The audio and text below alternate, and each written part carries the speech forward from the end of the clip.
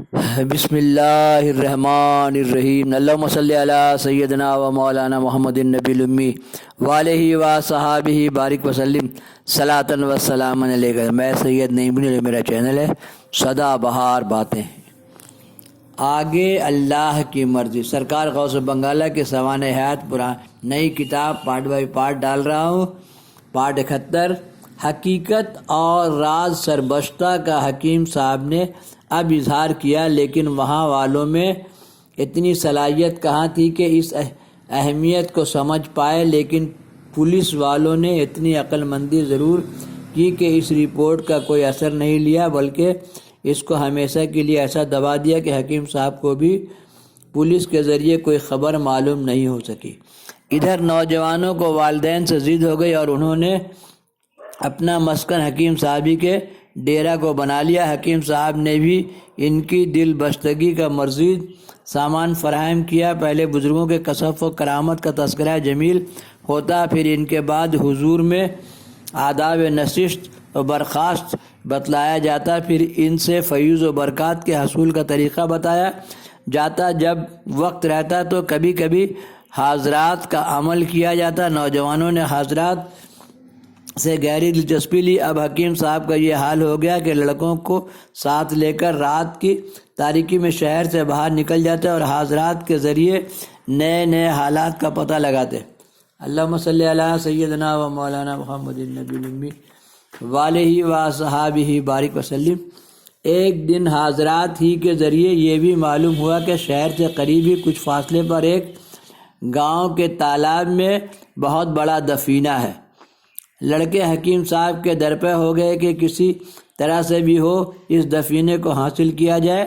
چنانچہ حکیم صاحب نے نوجوانوں کے ساتھ اصل جگہ پر پہنچے اور حصول کی کوشش میں مصروف ہو گئے۔ موکلان دفینہ سے وعدہ وعید بھی ہو گیا۔ اب دفینہ ملنے میں صرف 2-3 دنوں کا وقفہ تھا کہ لڑکے بے انتہا خوشی تھے کہ مفت کی موٹی رقم ہاتھ آنے والی ہے۔ مزے سے چکن قورمہ، کلیاں، چاپ اور پلاؤ بریانی کا شاندار دور چلے گا۔ شد یہ بات ایسی پھیلی کہ ہمہ شمہ کو معلوم ہو گیا کہ شہر سے اکھل پور تک لوگوں کی آمد و رفت کا سلسلہ شروع ہو گیا۔ ہر طرف ہمہ ہمی اور چیمی گوئیاں تھیں۔ لڑکے اس فکر میں تھے کہ اس دولت خداداد کا کہ ہم لوگ ہی مالک مطلق ہوں گے۔ روز موعود تمام لڑکے بن ٹھن کے بیٹھے ہوئے تھے کہ حکیم صاحب نے حاضرات شروع کیا۔ موکلان دفینہ آئے اور بیان دینا شروع کیا۔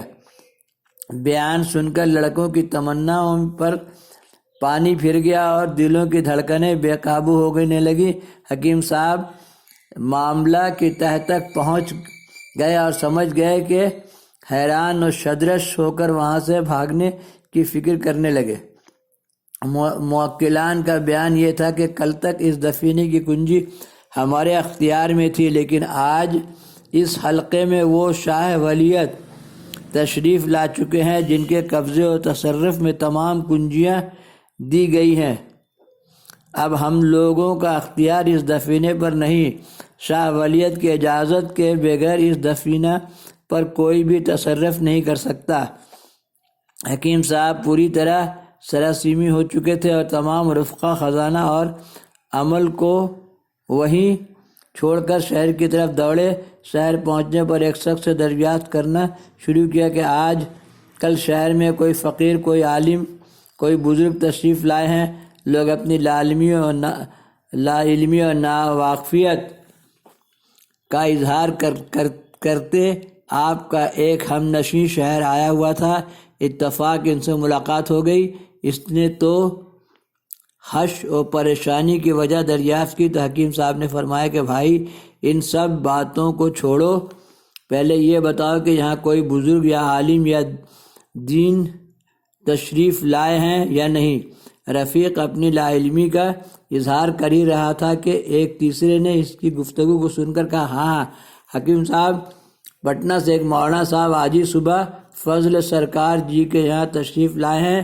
حکیم صاحب یہ خبر سنتے ہی اپنے کی طرح بھاگے اور فوراً غسل و تبدیل لباس سے فراغت کر کے تھوڑی سی مٹھائی لی، گرم گرم چائے تیار کی، لے کر دوڑتے سہمتے ہوئے مؤدبانہ انداز میں سرکار غوث بنگال خدمت میں حاضر ہوئے، شیرنی چائے پیش کر کے قدم بوس ہوئے اور تھوڑی دیر خاموش اور گمسم ٹھہرنے کے بعد اجازت لے کر رخصت ہو گئے۔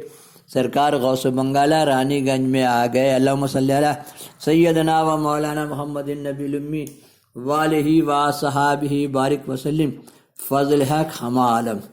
اللہم صلی علی سیدنا و مولانا محمد النبی الامی والہ و صحابہ بارک وسلم صلاۃ و سلام علیک یا رسول اللہ صلی اللہ علیہ وسلم۔ الہی خیر گردانی بحق شاہ جیلانی، الہی خیر گردانی بحق محبوب سبحانی، الہی خیر گردانی بحق سرکار غوث بنگالہ، الہی خیر گردانی بحق چھوٹے حضور، الہی خیر گردانی بحق بابا کمال شاہ۔